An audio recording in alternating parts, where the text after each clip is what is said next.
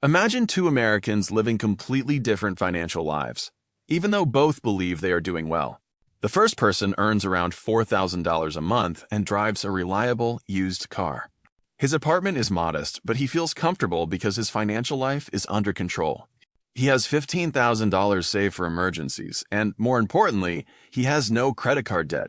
Now meet the second person. He earns $10,000 a month and appears much wealthier. He drives a brand new car, lives in a luxury apartment, and has payments coming from every direction. From the outside, the second person looks richer, but financially, the picture is completely different. Now imagine both people suddenly lose their jobs. Their income disappears overnight. The first person may be worried, but he can still pay his bills while searching for another job. The second person may panic within days because his lifestyle depends on every paycheck arriving on time. So what separates them? It isn't simply how much money they make. The real difference is the gap between what you earn and what you absolutely have to spend. And that gap is created by habits.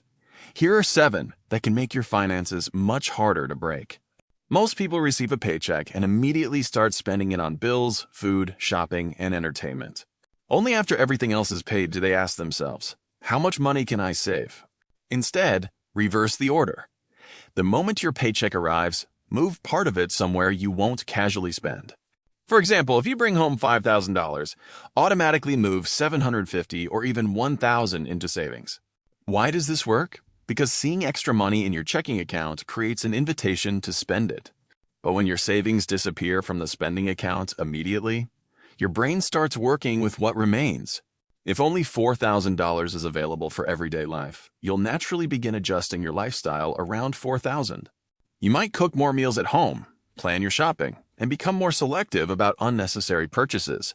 Meanwhile, the money you moved away keeps growing quietly in the background.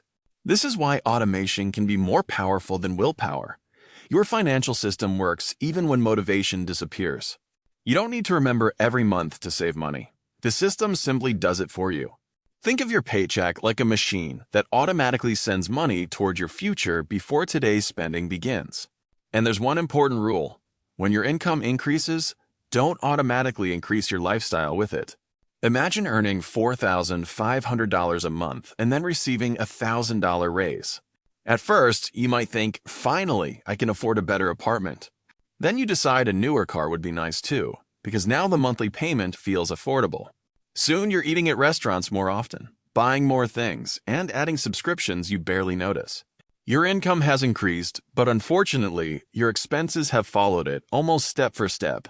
Eventually, you're living in a more expensive apartment surrounded by nicer things, but you're not necessarily more financially secure. You check your bank account and realize something strange. You're earning more, but your savings barely changed. This is lifestyle inflation. Your income grows, so your definition of a normal lifestyle quietly grows with it. There are 2 ways to use a raise.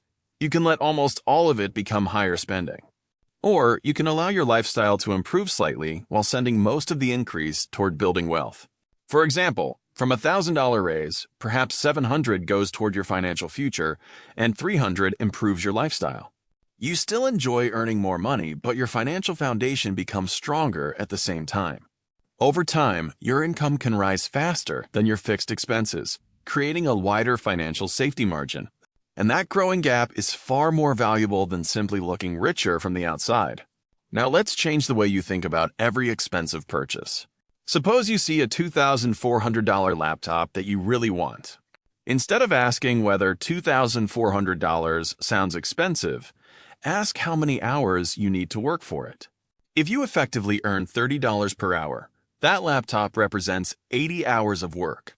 That's 80 hours of your life converted into money and then converted back into a physical object. Suddenly, the laptop doesn't just have a price tag, it has a time tag. If you work 8 hours a day, you're looking at roughly 10 full workdays. So before buying it, ask yourself, would I willingly exchange 10 days of my life for this? This doesn't mean expensive purchases are always bad. Sometimes an expensive item can genuinely improve your life. If the laptop helps you work faster, create something, or earn additional income, the purchase may make perfect sense. The real goal is separating things you genuinely need from things you simply want in the moment. Because money isn't just paper or numbers on a screen. Money represents a portion of your limited time.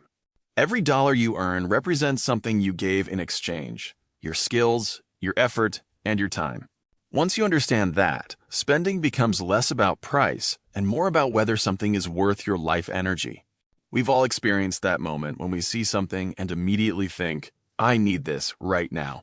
Your hand reaches for your wallet before you've even asked whether the purchase makes sense.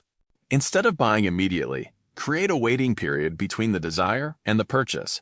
For smaller purchases, give yourself 7 days before making the decision.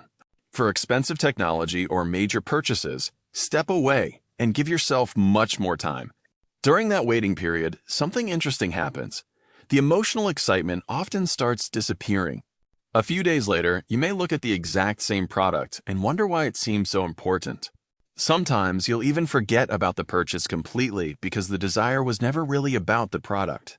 For larger technology purchases, 30 days can give you enough time to compare alternatives and reconsider the need.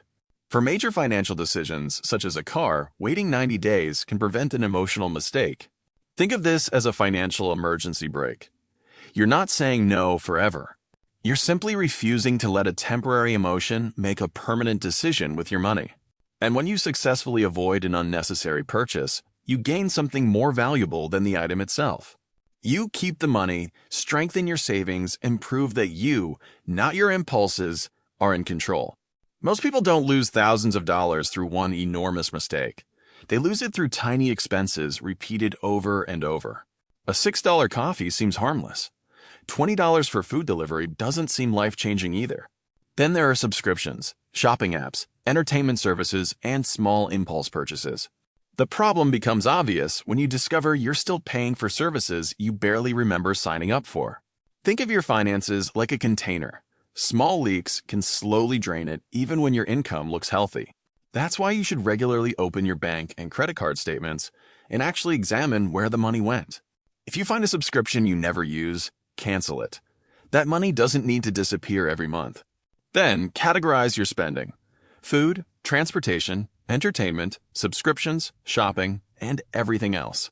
You may discover that several small purchases are creating a surprisingly large monthly expense. Imagine spending an extra $18 every day on things you don't really need. That's $540 every month, or $6,480 over a year. Now imagine plugging those leaks and redirecting that money towards savings or investments instead. You don't have to eliminate every enjoyable expense. You can still drink coffee, eat out, and enjoy your money. The difference is that you are choosing where your money goes instead of letting small habits choose for you. Now let's talk about one of the fastest ways to destroy your financial progress: high-interest debt. Imagine carrying $10,000 on a credit card with an interest rate around 20%. If that balance stays around $10,000, the interest alone can become roughly $2,000 a year. Now imagine receiving an unexpected $3,000 bonus. You could spend it immediately on something fun. Or you could use part of that money to attack the high-interest balance that keeps charging you. As the principal balance falls, the amount of future interest you have to pay can fall with it. That's why eliminating expensive debt can be such a powerful financial move. But remember, not every debt is the same. A low-rate mortgage is very different from high-interest credit card debt. Your goal isn't simply to eliminate every dollar of debt as fast as possible.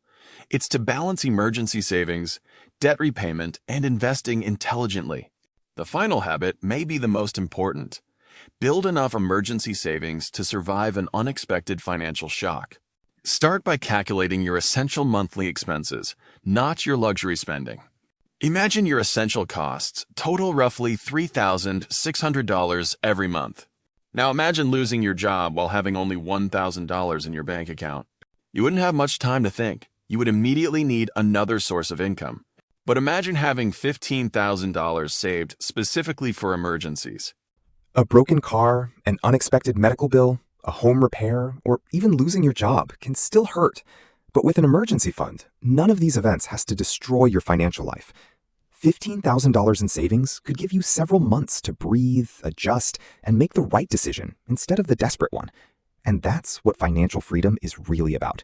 It's not about looking rich, driving the most expensive car, or being able to buy everything you want. It's about having enough financial security that when life suddenly goes wrong, you can still say, I'm okay, I can handle this. Because true wealth isn't simply having more money, it's having enough control over your money that one unexpected event can't take away your peace of mind. Thank you so much for watching. If you found this video helpful, please leave a like, subscribe to the channel, and turn on notifications so you don't miss our next videos. Your support really helps us create more content about money, business, and financial freedom. See you in the next video.